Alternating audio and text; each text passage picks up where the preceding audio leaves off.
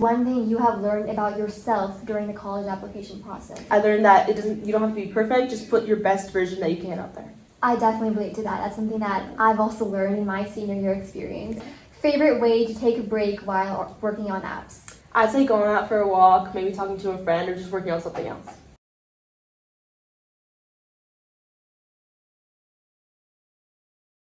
Hi everyone, welcome to the FCUSD Student Advisory Board podcast. I'm your host, Ria Katra, and I'm so excited to bring you our very first district-wide student-led debut episode, streamed for all of FCUSD's amazing middle and high school students.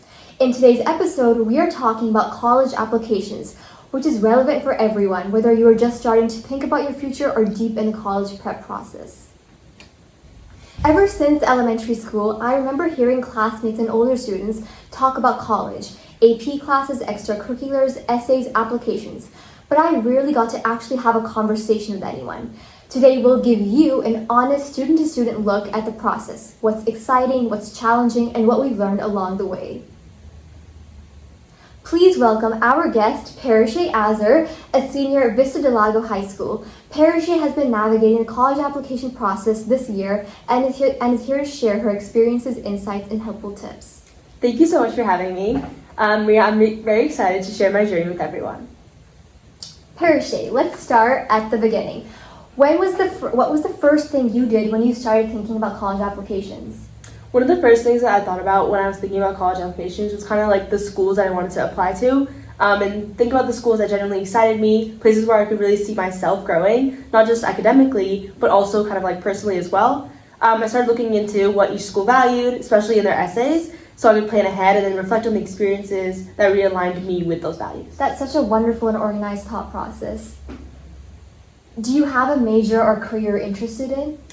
I am planning to major in computer science with a focus on sustainability or social impact. That kind of purpose shaped how I approached every part of my application, like the essays, the activities, and I just didn't really want to list everything that I've done, but kind of show why it matters. One of the examples that I have is EgoSync, which is kind of like an AI-powered energy app that I have, and that kind of correlates because it won like a Girls Who Code challenge, so it shows like the impact that it has, and then it reflects exactly on what I did as well. That's amazing. Like, I genuinely respect people who make products to solve issues in their community, and that's so wonderful because I know sustainability is definitely something a pressing issue that our community is facing. Yeah, exactly. So how did you balance school, extracurriculars, and college work? I'd say for me, when I thought about making sure to balance the extracurriculars versus like college work and school, obviously having all those things, other than that, most people don't just fall behind because they're lazy, right? A lot of the reason why people fall behind is because they don't really have a clear plan or like a path that they want to follow. So for me, I wanted to have like a vision of like what I wanted to build in case of like, thinking about apps and stuff, and tech, sustainability again, like you said, and impact. And it kind of helped me filter out those different like distractions that I had, things that I didn't really want to focus on. And then I wasn't really just, of course, working on my applications, but working towards like a life that I thought would be better for me.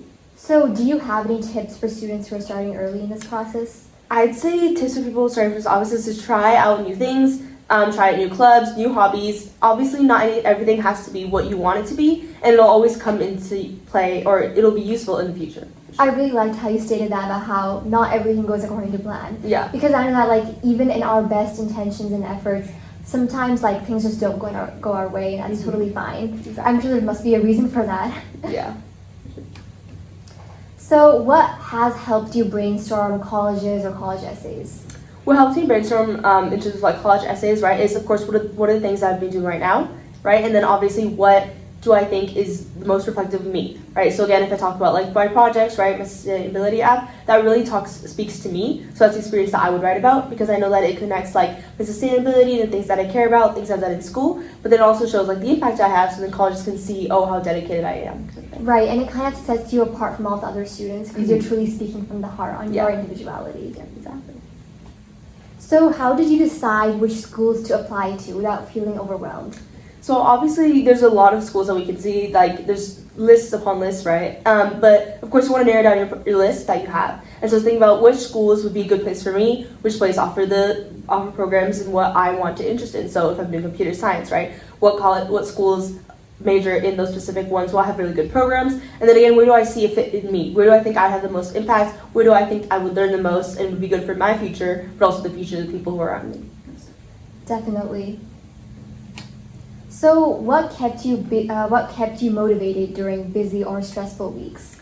I'd say the reasoning behind what I'm doing, because I know, of course, when you get to college applications, it can be very tiring. It's a lot of work, but you have to think about, okay, this is like a start to a future that's not just mine, but everyone else's. And then think about, okay, if I put in the work right now, I'll be able to go to a college that I want to go to, pursue the things that I want to do. And so, like, keeping that end goal in mind kind of just really motivated me and like kept me going when I was stressed. That's really nice to hear. So, what is one thing you have learned about yourself during the college application process? I guess one thing I learned about myself is to kind of like stay focused even when things go wrong, because I know a lot of times, like getting real close to deadlines, missing a few things. Oh, like where am I going to put this? How am I going to talk about that? What am I going to do to make sure it's like perfect? You don't have to be perfect. And honestly, a lot of people think that, okay, you have to have every single thing down to the certain checkbox, but that's not the case. So I think I learned that you don't have to be perfect, just put your best version that you can out there. I definitely relate to that. That's something that I've also learned in my senior year experience. Yeah.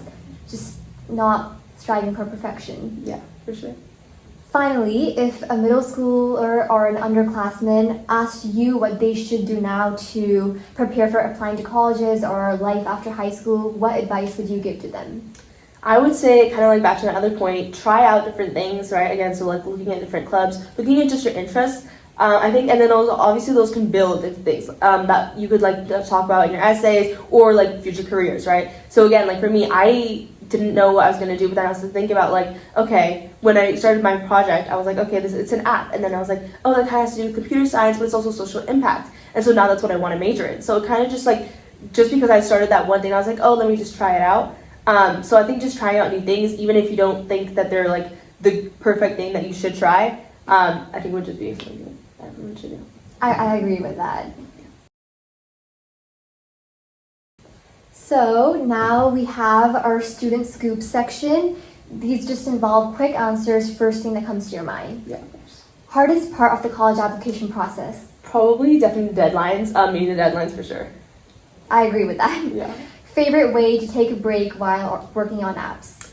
I'd say going out for a walk, maybe talking to a friend, or just working on something else. One tip for staying organized with deadlines?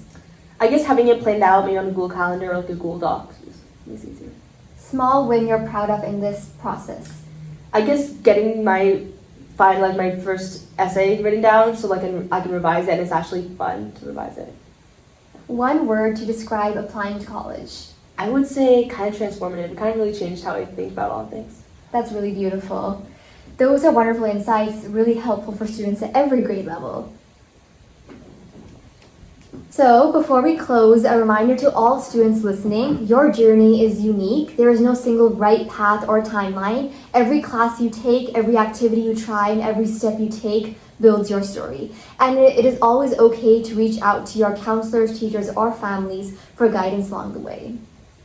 And that is a wrap on today's episode of the FCUSD Student Advisory Board podcast. Thank you so much to Parashay Azar for sharing her experiences and advice. Once again, my name is Ria Katra, and thank you for tuning in today's episode.